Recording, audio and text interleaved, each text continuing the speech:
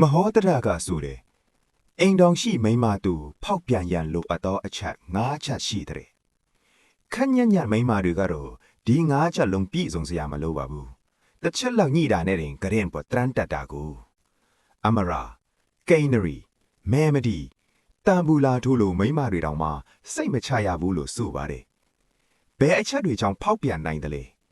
၅ချက်ရှိပါတယ်တစ်ဝိဝိတစိတ်ငြိမ်သောအရာဖြစ်ခြင်းလူသူကင်းဝေးပြီးစိတ်ငြိမ်တဲ့နေရာမျိုးမှာအခွင့်အခါသင့်ခြင်းနှင့်ဩကာသအခွင့်အလန်းရှိခြင်း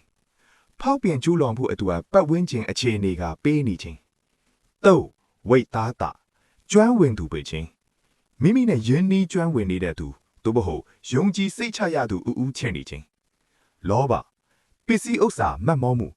သို့မဟုတ်လိုချင်တတ်မှတ်မှုတစ်ခုခုကမြူဆွဲနေခြင်းငါအာယာစန